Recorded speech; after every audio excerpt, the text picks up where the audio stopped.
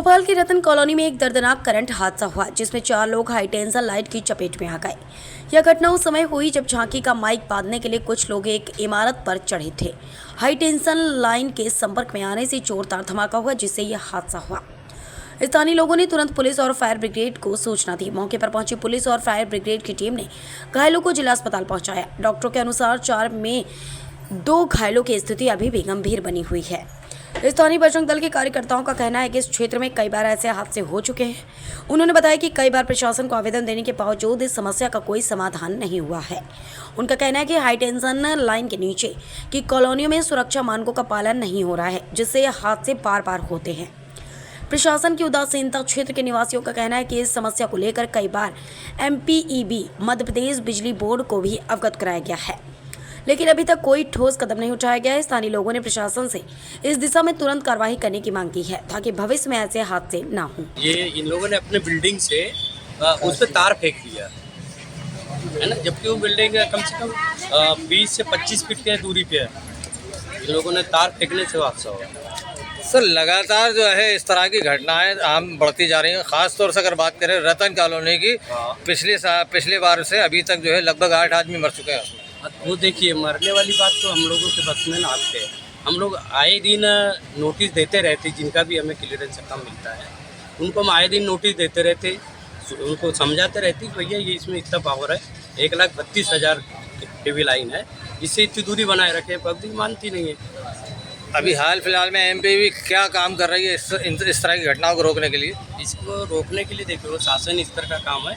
MPEB को जैसे भी शासन स्तर पे बातें होती वो करेगी वो अपने हिसाब से। पिछले एक महीने में कितने नोटिस जारी करे आपने? जहाँ जहाँ मकान आए होंगे सबको दिए होंगे। फिर भी अब वो अनुमान तो नहीं बता सकते, वो फाइल देख के बता पाएंगे। अंडरग्राउंड का प्रोसीजर क्या है सर? नियम क्या है? नियम भैया उसके कम से कम हमारे लाइन से 30 मीटर दूरी पे मकान चाहिए। हाँ। तो जो मकान बनाता है वो बंदा वो सारी परमिशन लेता नहीं, वो का बना लेता है।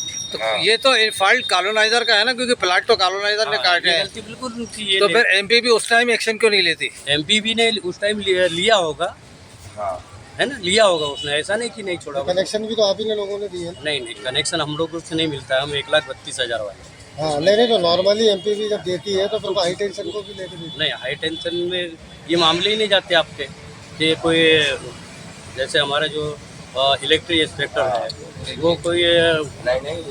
अगर बात करें तो ऐसी घटनाओं का जिम्मेदार कौन है? इसका शासन देखो, शासन रहेगा। MPEB को तो यही नहीं, वो अपने इधर से बता चुकी है आपको नोटिस देके। बार बार जो दुर्घटनाएं हो रही है, लोग झुलस रहे हैं, मर रहे हैं, इसको लेके आपने अभी तक क्या किया? हम लोग क्या करेंगे साहब? कोई रिपोर्ट तो दी होगी आपने शासन को? नहीं, शासन को तो ऑलरेडी पता है, आए दिन पेपरों में निकलते रहता, आपने देखा तो होगा। पेपर में तो निकलना, मगर आपकी तरफ से क्या कार्रवाई की? हमारी इधर से जो एकदम करीब जाता है हम उनको हटाने के लिए बोलते हैं, नहीं हटाते तो एकदम खतरा है तो उसको तोड़वाती भी सामने देखे उसको तोड़वाती भी। घटना कल नहीं हुई, घटना 20 साल से हो रही है। सबसे पहले 8 साल के मासूम झुलसा उसी हाई टेंशन के नीचे, उसके बाद एक 10 साल का बच्चा, उसके बाद एक बुजुर्ग महिला, उसके बाद एक बुजुर्ग दादा, उसके बाद फिर एक जेंट्स की वहाँ हत्या हो जाती उसी हाई टेंशन लाइन से। बार बार समझाने के बाद MPEB को, शासन प्रशासन को आवेदन देने के बाद भी अभी तक 20 साल में एक भी बार प्रशासन के अधिकारी उस रूट पे घूम के नहीं देखा कि कितने घर करीब में, कितने घर दूर हैं।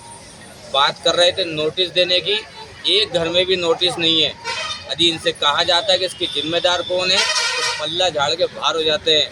और रही बात कई जगह की, मैंने देखा कि अभी हाई टेंशन नीचे अंडरग्राउंड चल रही है, इनसे बात करते तो ये मना कर देते। उनके दिल से पूछो ना, जिनके बच्चे जाते हैं, अभी महीने भर साल भर ही हुआ है, एक बेचारी महिला का एकलौता बच्चा ख़त्म हुआ है, जो स्वयं हम हमारे हाथों से उठा के उसको हॉस्पिटल लेके गए हैं। रात को भी इन दोनों को हम हमारे हाथों में उठा के मोटरसाइकिल पे लेकर आके यहाँ एडमिट कराया सभी रहवासियों के साथ में। तो कंडीशन इतनी बुरी है कि रतन कॉलोनी, ये मान लो कि वहाँ कब किसके प्राण चले जाएँ कोई ठिकाना नहीं है। बड़ी सतर्कता से रहना पड़ रहा है, लोगों को रोज़ समझाना पड़ता है। हमारी भी जब हम लोग निकलते हैं संगठन के लोगों से मिलने, तो उनको यही बताते हैं कि भैया घर ध्यान रखना, हाई टेंशन तुम्हारे छत पे है, बच्चों को ध्यान रखना। लेकिन किसको बोले, कौन हटाएगा, कौन सुनने वाला है? कोई नहीं सुनने वाला है। कई लोगों को हम लोग शिकायतें कर चुके हैं। आगे क्या रहेगी तो आपकी रणनीति अगर आपकी सुनवाई नहीं? देखिए, आवेदन निवेदन सब कर लिया है हमने शासन प्रशासन से, उनको ऐसा लग रहा है कि जहाँ जनहानि हो ही रही है, ये नहीं दिख रहा है क्या शासन प्रशासन को?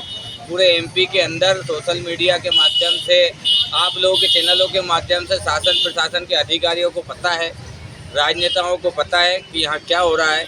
हम लोग भी सभी नेता मंत्रियों के पास जा चुके हैं, उन लोगों को आवेदन निवेदन कर चुके हैं। अब हम यही आग्रह करेंगे आदरणीय मुख्यमंत्री मोहन यादव जी से कि हमारे क्षेत्र में भी, हमारे क्षेत्र के मंत्री आदरणीय विश्वास सारंग जी से भी हम यही निवेदन करेंगे कि वार्ड नंबर 75 के अंदर आप एक बार आइए भाई साहब, और इस चीज़ का समस्या का निराकरण करके जाइए।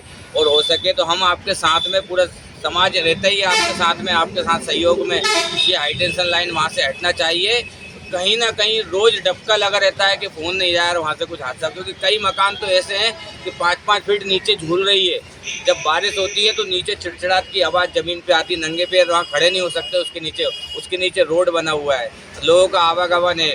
दूसरी बात, अभी हम लोगों ने बारिश के अंदर एमपीवी में एक ज्ञापन दिया था बजरंग दल के माध्यम से। अभी गौ माता ख़त्म हुई थी, वहाँ स्कूल के बच्चे भी निकलते हैं, वहाँ पे बाजार भराता है तो वहाँ के लोग भी निकलते हैं। अभी पशु मरा था, भाई जनहानि हो जाए, इसलिए हमने इनको ज्ञापन दिया कि भाई उसकी बाउंड्री करी जाए। शासन प्रशासन से पैसा आता है आपको, तो आप उसमें लगा के बाउंड्री करो। डीपीआर ज़मीन में टिकी हुई है, कनेक्शन बिल्कुल ज़मीन में है, कोई सुनवाई नहीं। एमपीवी बिल्कुल सुन्न बट्टे सन्नाटा काम कर रहा है इस क्षेत्र में। देर रात में 11 साढ़े 11 बजे के आसपास हमारे कंट्रोल रूम को सूचना मिली क्षेत्रीय निवासियों द्वारा कि बड़ा धमाका हुआ है, इसमें कुछ लोग फंस गए, शायद सिलेंडर या अन्य कोई इस प्रकार से है। तो काफ़ी भयावह स्थिति थी और वहाँ अफरा तफरी का माहौल था। मैं सबसे पहले घटनास्थल पर पहुँचा तो मैंने देखा कि वहाँ पर कुछ लोग फंसे हुए हैं, जिनको क्षेत्रीय रहवासी और हमारे बजरंग दल के कार्यकर्ता हैं विनोद जोरे जी और उनके मोहल्ले के सभी युवा जो साथी थे, उनके घायलों को उठाकर 108 और अन्य एम्बुलेंस का इंतजार न करते हुए अपनी मोटरसाइकिलों के माध्यम से लोगों ने तत्परता से उनको हॉस्पिटल पहुँचाने का काम किया। और इसी बीच कल मौके पर साथ पूरा पुलिस भी आ गई, उनका भी सराहनीय कार्य। उन्होंने पूरे क्षेत्र को चारों ओर से बंद कर दिया, किसी को आवाजाही नहीं करने दी। और संबंधित विभाग जो एमपीवी है उसको भी वरिष्ठ अधिकारियों को इसकी घटना की जानकारी दी और उसके बाद उनकी टीम पहुंची और हमने उस क्षेत्र में जो लाइटिंग वगैरह के तार थे उनके माध्यम से उनको बंद कराने का, हटाने का प्रयास किया। आए दिन इस तरह की घटना आपको देखने लगती, क्या लगता है किस चीज़ की जिम्मेदारी लापरवाही? अब सर हमारा तो काम रेस्क्यू करने का, लोगों को बचाने का है, बाकी संबंधित विभाग जो है वो अपनी भी जिम्मेदारी निभाए। कितने लोग घायल हुए हैं सर उसमें? जो है हमको तो 4 लोगों की सूचना थी, लेकिन आपको 2 लोगों को बता रहे हैं हॉस्पिटल से कि उनको डिस्चार्ज कर दिया गया, 2 ही लोग अभी हैं अवस्था में।